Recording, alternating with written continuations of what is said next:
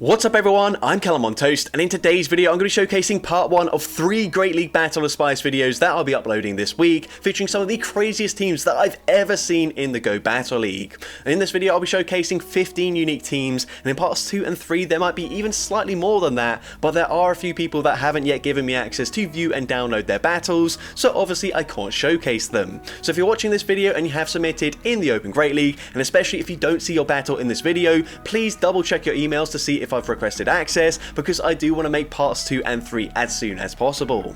It takes a very long time to sort through all the submissions and make the individual graphics for each team, so if you do appreciate the effort and if you enjoy the insane spice that these trainers bring, please leave a like on the video to show your support, and if this video gets 1,000 likes in 24 hours, I will release part 2 tomorrow. I know that's a very ambitious like goal, but I reckon you guys can do it if you do really want to see that video tomorrow. So with that being said, let's just get into the question of the day. What is your favourite thing about running Spice in the Go Battle League? Let me know in the comment section down below, and with that being said, let's get into the battles now.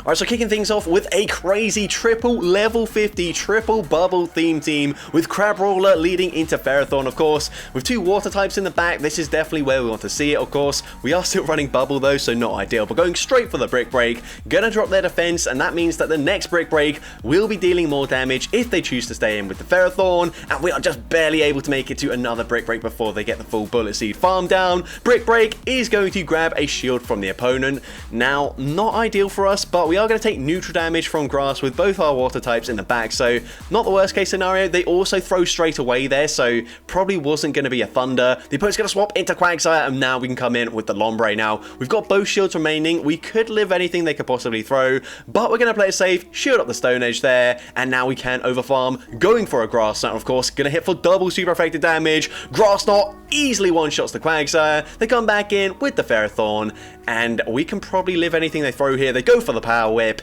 Going to be neutral damage there because of the grass and water typing. We're going to go for a Bubble Beam here. Unfortunately, Bubble Beam not going to hit very hard, but Grass Knot is also double resisted. But the opponent's going to swap and make a catch onto a Camerupt. That is not the play there. Bubble Beam looking like a... I don't even know, like a Hydro Cannon right there. Insane damage. We get the full bubble farm down. We're going to come in with the Mantike, go for the Aerial Ace, and at this point we can just safely shield this up. They're not at back-to-back charge moves. The bubble actually takes out the Ferrothorn there, and we're able to take that game.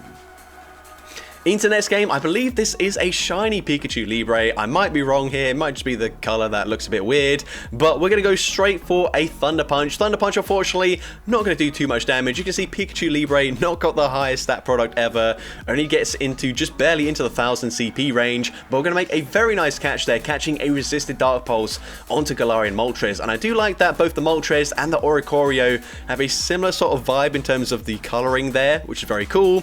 We're going to go for another Ancient Power. Ancient Power, not going to get the KO. We probably could have KO'd with a Brave Bird there, but I think that's still fine. We can go for a Wing Attack farm down maybe. Nope, never mind. Not going to risk it. Going to go for the Ancient Power again. Ancient Power, actually go for an Undercharge there. They come in with a Shadow Quagsire, and we are going to shield this up here. They're going to go for an Arcpatel. We're now going to overfarm, going for an Ancient Power bet. Of course, we've just farmed up a ton of energy here, so we are guaranteed to grab a shield there, but the opponent may be thinking, oh, it's just going to be another Ancient Power. I can no shield this, but they are wrong as we full send the Brave Bird. We're now swapping back into Pikachu Libre, gonna go for a Flying Press, and Flying Press actually gonna hit very hard and forces the final shield from the Ferrothorn. So at this point I think we probably just let this go down. I would like to see us land a Flying Press, but I guess this is the safe play. Now we can just come in with the Oricorio here. We are probably gonna have to shield the first charge move, as they might be running Thunder, and I don't have a clue how bulky this thing is, but they're actually running Flash Cannon, so I'm assuming we probably live that, and the opponent is realizing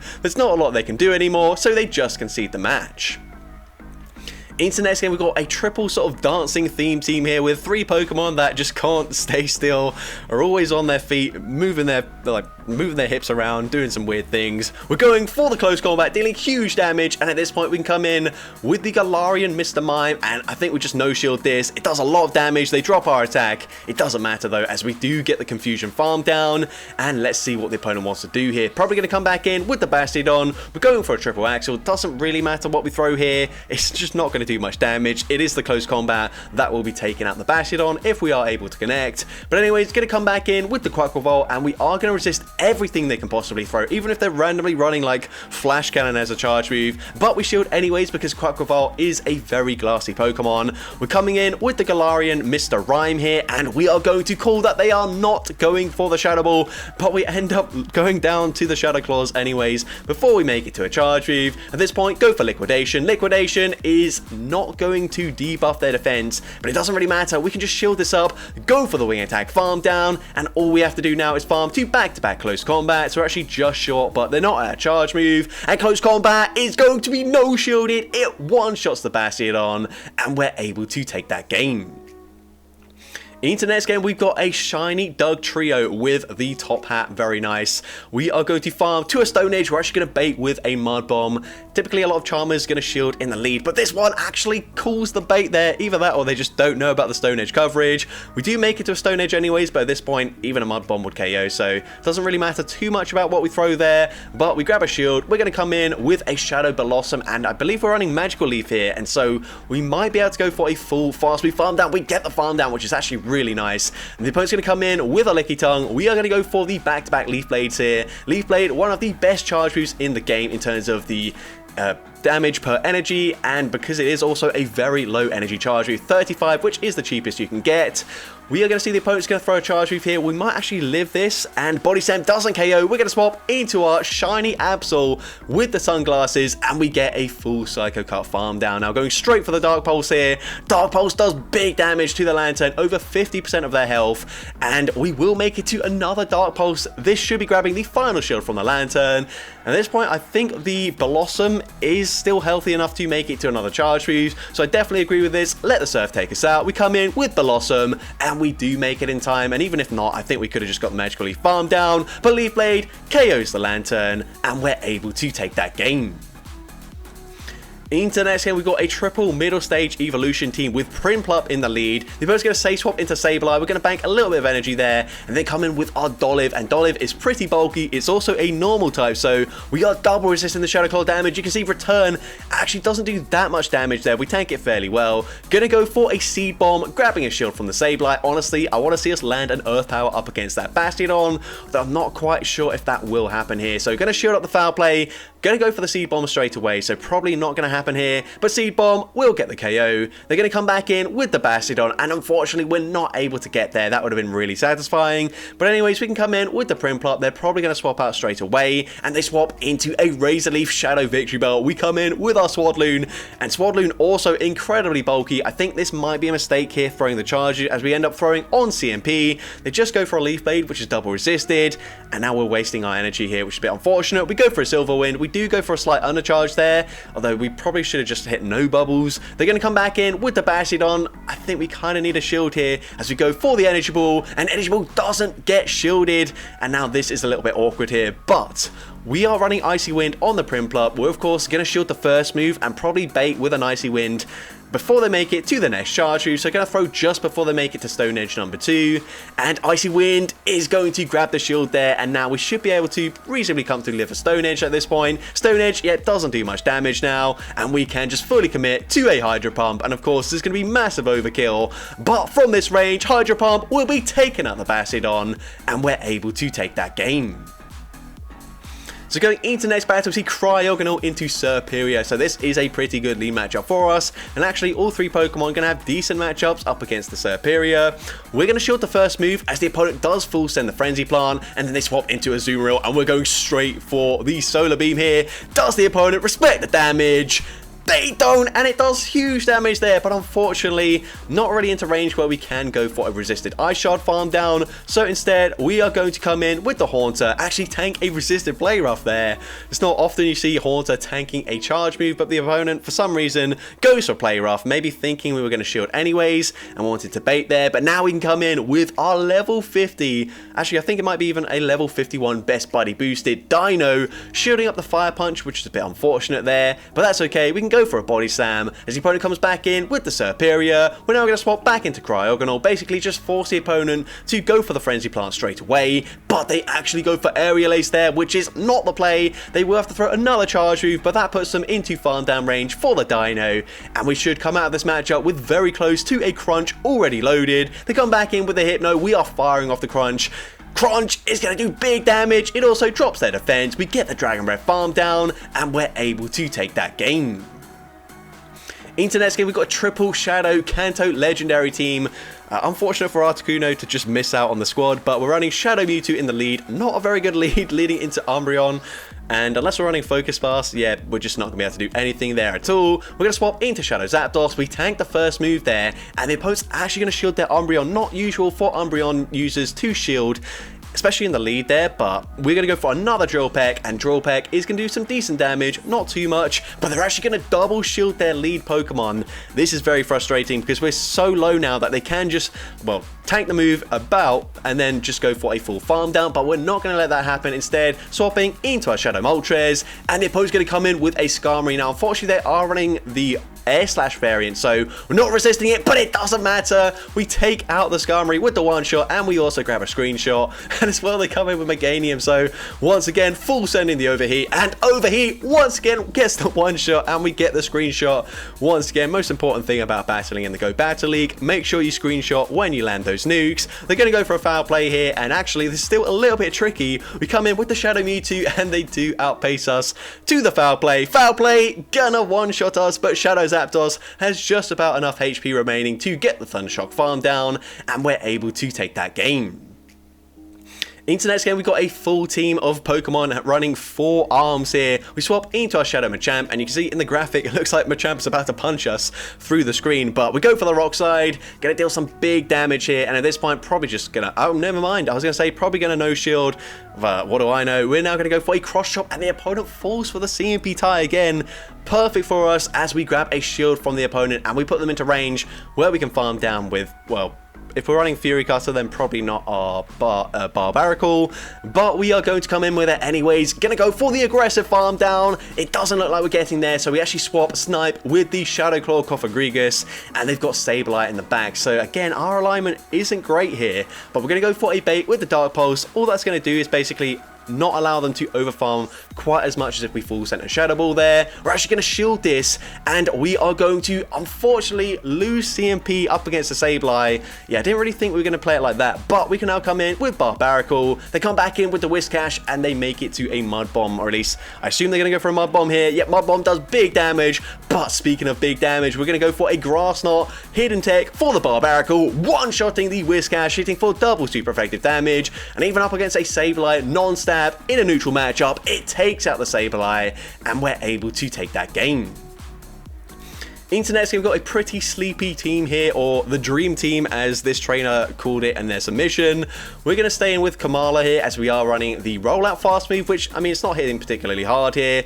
I think Payback is a slightly better move than Play Rough. I might be wrong here, but we're going to go for the Play Rough. I think they are both 60 energy, so I think I'd go for the Payback in neutral situations, but again, feel free to fact check me if I am wrong in the comments. Gonna go for the Payback this time around, doesn't really matter, but maybe in case they were trying to catch a resisted Play Rough onto another Pokemon, going for the Payback just for that surprise would have been quite nice. But either way, we put them into Confusion Farm Down range for the Slowpoke, which is a level 50 and also running a very nice hat. They're going to come in with Bastiodon, unfortunately throwing on not the best timing, but going to go for a Water Pulse, and Water Pulse does actually some decent damage, and for some reason they're going to swap into Marsh Stomp, so definitely just stay in here. Even a Mud Bomb won't be taking us out. They go for a Resisted Surf, which wow, I can't speak, definitely isn't the right play. We're going for a Side Shot, grabbing the final shield, and presumably our Snorlax is running maybe like either Superpower or even Earthquake or something to take out the Bastiodon, and yes, you can see it is running Superpower, so just going to no shield once again as the opponent goes for a Surf and actually does quite a lot of damage, so we're not messing around here, going to go straight for the Body Slam. Body Slam gets the KO, and then this should be pretty comfortable for us. They make it to a charge move, but they're definitely not making it to back-to-back moves, so we shield at the Stone Edge, and we will definitely outpace them to a double super effective Superpower, and Superpower is eventually going to get the one shot up against the Bastiodon, and we're able to take that game. Man, it really annoys me when people leave right at the last second. Just commentary wise, it kind of just kills the excitement there. But anyways, into the next battle, and we're going to see a very interesting team. Jamie Finn, look away because it's a triple purified team, but we got 3 glass cannon Pokemon, especially the 2 Pokemon in the back. They are pretty much the 2 glassiest Pokemon you can get with return, which is really cool.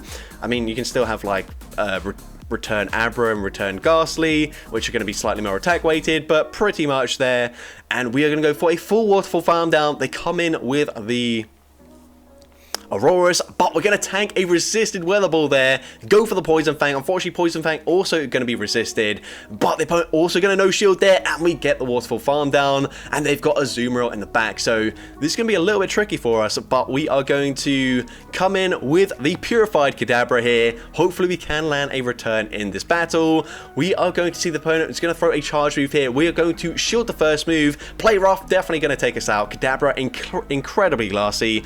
Going to fire off the Shadow Ball here. Shadow Ball is going to grab a shield, and we are going to bank the return, then swap into a Lampent, and the opponent is going to allow us to make it to a charge move, and that is perfect. That's going to be game over as Energy Ball grabs the final shield, and return, it's non-stab.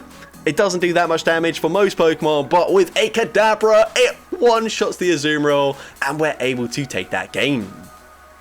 Or maybe that was a slight exaggeration. It does do a lot of damage for most Pokemon, but just not nearly as much damage as the return from that Kadabra did. But anyways, into next battle, we're going to see a Shadow Magnezone in the lead up against our level 50, 100% IV, Shadow Dratini, which gets sniped by the Shadow Dragonite, which is very painful. But we are going to come in with a return purified Galarian Sneasel here, so very cool. Oh, sorry, Hisuian Sneasel. Go for the full farm down, and we're now going to see a Bastiodon coming in. We're full send in the close combat, nearly one-shotting them, but putting them into range where we can resist it. Fury Cutter farm down, and they come back in with the Shadow Magnezone. That is a very strange team composition, by the way. What do you do up against a ground type in the lead? Do you just sacrifice the Magnezone? I'm not sure, but either way, going to go for back-to-back Leaf Blades here, grabbing both shields from the opponent, and they're going to fire off a charge move. And unfortunately for them, that's going to be game over, as we can just no shield the Mirror Shot, come in with the Sneasel, and we were just one away from a second close combat, and this will easily take out the Magnezone, and we're able to take that game. Into next battle, we're going to see a Chatot into a Vigoroth, so a bit of an awkward matchup here. They're probably going to be running Rock Side, so we're going to swap, and we swap at the exact same time as the opponent there. That was very strange, but they're going to swap into Skeledirge. We are going to shield this as the opponent baits with a Disarming Voice, but I don't think it's going to matter, as we can still get the full Rock Throw farm down, taking out the Skeledirge, coming out with a ton of loaded energy as well. And the opponent's going to come back in with the Vigoroth. We're going straight for Moonblast here. No messing around here. Moonblast is unfortunately going to be shielded, but we do drop their attack, which is really nice, because this Body Slam, if they do go for a Body Slam, not going to do much damage whatsoever. So that allows us to throw on the CMB tie, going for the Rock Side. Rock Side is going to get the KO, and they come in with a Talonflame. Unfortunately for us, we swap out straight away there. We don't get off any Rock Throw damage. Going to go for the Sky Attack here, grab the final shield, and the opponent could have committed to a full farm down, but because they don't, we can now come in with Diancie, and those Rock Throws are dealing huge damage. It doesn't matter that we're taking super effective damage from the Incinerates there. Darumaka able to get the Ice Fang farm down, and we're able to take that game. Into next game, another purified Pokemon. We've got a level 50 Psyduck, and I don't even know what moves these are. This is not in English. I'm going to assume it's probably going to be Return and Aqua Tail maybe, but I could be wrong. So again, any Psyduck enthusiast, feel free to correct me in the comments, but we're able to make it to back-to-back Aqua Tails here. We might even grab a shield up against this Deoxys, and we do end up grabbing a shield, which is really nice. We also get them fairly low there, so not bad from the Psyduck. We're going to no shield here as they go for a Psycho Boost. We're coming in, we try to get the Bite Snipe with a level 50 Loudred. Unfortunately, they do make it to another Psycho Boost, but it doesn't really matter. They were already debuffed. They're now going to come in with a Serperior, so they will just barely outpace us, but this is just going to be an Aerial Ace or maybe a Leaf Tornado. It is the Aerial Ace, or as in this language, it says Aero Arse, which is a pretty fitting name for the move here. We're going to swap into our Shadow Lugia, and all shields are down. And you can see this Shadow Lugia, whilst you can't maybe read what it says, they are running Aeroblast, so it's going to hit absolutely insanely hard. The safe play here is just to shield this up, as the opponent going to go for another Aero Arse. We're going straight for the Aeroblast, which sounds pretty similar, but it hits incredibly hard, gets the KO. The They come back in with Superior, and they do outpace us to the charge move, but the opponent once again goes for the Aero Arse, and living up to the name there, it doesn't KO us, and we can make it to a Sky Attack. Sky Attack gets the KO, and we're able to take that game. Into the next game, we're going to see a Wormadam, and I can't even remember what this form of Wormadam is called. They've got like different cloaks. You've got the Trash Cloak. I'm going to guess like Sand Cloak, but I might be wrong there. Either way, we are actually going to completely wall this energy, which is really nice because, of course, we are part ground and part bug, so resisting both the electric typing and the ground typing, so very cool here. Going straight for the bulldoze, grabbing a shield from the opponent. Again, just going to no shield, no point in shielding here, it's not going to do much damage. They go for the mud bomb. We can make it to a second bulldoze here, but instead going to throw on CMP and actually going for a bug buzz, just in case the opponent tries to make a catch there onto something that would maybe resist it. But if they caught it on like a Skarmory, then that would have been even worse for us. But we're now going to go for a Muddy Water. The opponent no shields, but we do drop their attack, and we are running Aqua Tail, so maybe if the opponent lets the next move go through, maybe thinking, gonna be another Muddy Water here, it's actually gonna do a lot more damage, so I like this play. Aqua Tail does get the KO, they come back in with the Skarmory, we've still got both our shields in play, and so Ponyta can come in. You can see in the graphic there, it seems like Ponyta and Basculin are watching the battle back because they were just so proud of this battle. We can go for a full Ember farm down, doesn't matter what they throw, just gonna shield it up, play it safe. We go for the farm down here, and the opponent going to concede the match at the last possible second. Kind of pointless at that point there, but we're going to take it. And into the final battle of this video, leading Shadow Alakazam into a Shadow Sandslash. We're running counter and dealing huge damage. They can just barely make it to an Ice Punch, and honestly, these Shadow Claws are really chunking us as well. But we do get the counter farm down. They're going to swap into Goodra, and we're coming in with our Shadow Ursaluna. Honestly, this is a bit of a tricky matchup here, but we're going to go straight for a Thunder Punch. Thunder Punch, going to hit for super effective damage, and it does grab a shield from the Azumarill. They're also going to throw just before we make it to the next charge move, so good timing from the Azu. Going to go for a Play Rough there, which probably implies they're not running Ice Beam, so either way, still going to be 5 bubbles to the next charge move here, but we're actually not going to throw straight away, and I do like this play. There's no point throwing immediately because Scorching Sands from this range isn't going to get the KO, so we can now just overfarm, going for the Scorching Sands, and it's going to put them into range where they're thinking maybe they're going to get farmed down, so instead they swap into their Goodra. We go for a Dragon Claw here, we're going to swap into our Alakazam, going for the Shadow Ball. Shadow Ball, we're actually going to undercharge this,